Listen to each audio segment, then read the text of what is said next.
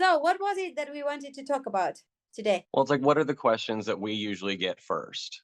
What is the most common thing when someone first comes to you? What are they going to ask you? Like how to get started on this healing journey? Like where do you start? I think that is probably the best place to start.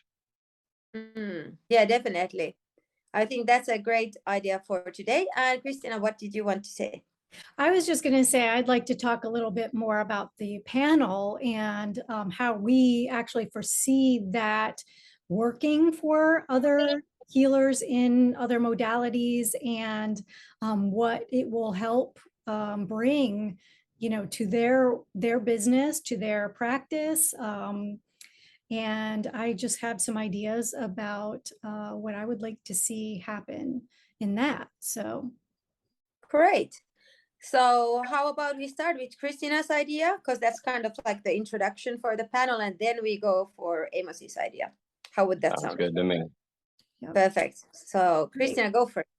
Sure. So what I see in this group is a place for healers to come for support, for connection, for healing, for networking, and for diversity and collaboration. And support, I think support in our field is hard to come by, and it can sometimes feel pretty lonely, especially as an entrepreneur. So having a place to go where you can feel supported. So when questions come up and you're not quite sure of the answer, which it goes along with what Amos is talking about, you can come to this network and get different answers from different modalities that might be a little bit outside of what you know of your perspective, so that we can give more well-rounded information rather than sticking to what we're, our learned modality, for lack of a better term. So that support, I think, is really important. And that also goes along with collaboration. So, and what are your thoughts on that? Yeah, I think that sounds really great. And also like these panels for the viewers, they are the place to get like solid information with people who have years of expertise about their subject. So let's say not the normal medical opinions that the doctors or the researchers would give you, but most probably like out of experience and how we have seen stuff happening with our clients. So for the viewers, this is hopefully going to be very informative and hopefully going to open new ways of thinking. And yes, we have this circle that is like we are gathering people to join to this global healing circle, and we are going to interview everyone that is going to enter in the group. So we have like Amos's knowledge, Christina's knowledge, and my knowledge to kind of confirm that the person who is entering the group really knows what he or she is doing. So in that way, also the people who are in our group, we know that we can recommend them as healers for our clients who might need healing in another country around the world. That's my opinion. So I don't know, Amos, what would you like to say? I think that's all good. I think that's good. My point is just when they come, where do we start them? That's when I come in. I really I'm more of a problem solver. I'm not really functional unless you give me something to solve. So let's imagine we have a client in front of us with a really deep-seated spiritual problem, not your typical emotional problem or mental health problem. This is a real spiritual problem. So how do you go about that? This is a delicate subject most often because people come in and they already believe something. Usually that's why they're in the case that they're in. So how now do you unwind this without causing more damage? And I think this is the nuanced place. And it's kind of hard to put a finger on nuance, but here we go. So what you're saying, in other words, is to have this network, you would have a place to come to kind of bounce ideas off of other healers to see how to tackle this type of situation. Absolutely. More perspective, more possibility for problem solving. Yeah. Yep.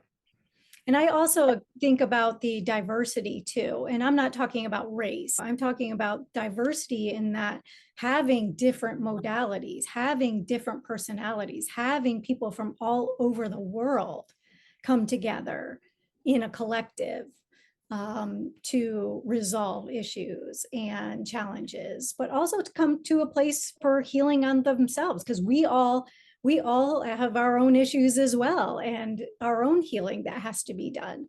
So a space for sharing and sharing each other's modalities to bring strength and more energy to our practices. So and if you want to join us, if you are a healer that has already a few years of experience and you think that you would have something to give to this global healing circle, or you would like us to work with you together, kind of like bounce ideas, please just contact us, so then we can have an interview with you and you can join us, and let's start to make the world a better place. Because you had something in mind that you wanted to talk about, how to approach a client with a spiritual, deep rooted spiritual problem. Was that your idea? Do you want to talk about that? Absolutely. It happens a lot, at least in my practice, and it's a lot of very slow untangling, because it's part of the 3 pillars of your personality: who you are, what you want, and ultimately what you believe in. And that's sort of the linchpin that holds the rest of your ideology together, because you're really fighting against an actual school of thought, because this person had to either be conditioned, educated, or they had to experience something for so long that that's what they believe in. If someone tells you something long enough, eventually you'll believe it.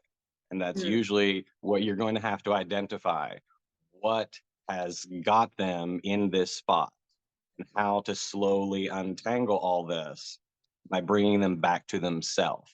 And that's what my method is. That's why I've created the full the 7-7 method, is we can find which point on the scale is out of alignment and which one to put back in alignment, so that everything up the chain falls in place. Yeah, definitely. And you don't even need to have like a big trauma or something that has happened, because when we are children, our unconscious mind is open for everything, and all the paradigms that our parents or our schooling system or our religious teachers or our neighbors or our environment in general is like telling us, we start believing that. Yeah. And those people, unfortunately, very often are wrong in what they believe. And then we start having these very like limiting paradigms that keep us small, and we kind of try to fit in, and we try to be the kind of person that we think we should be, and we don't know how to listen to ourselves. So that actually is very often the problem before like behind the physical or emotional issues I have encountered. Yeah, to even go further, you can actually even absorb anything that your mother, the carrier, is going through at the time in the womb. So Yeah. you can absorb that. There is brain activity. So it's really, really interesting that they're just finding that a lot of this stuff is really taking place even as far back as during the womb.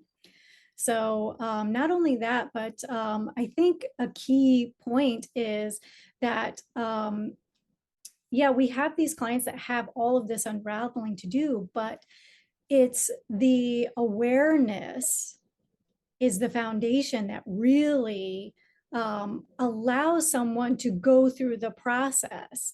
Because when you're not even aware, you're just going through life, on autopilot.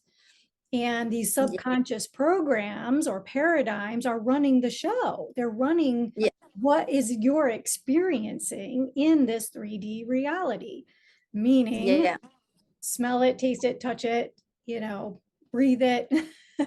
Yep. So bringing things to awareness, and they have to already have some sort of awareness to even communicate with us.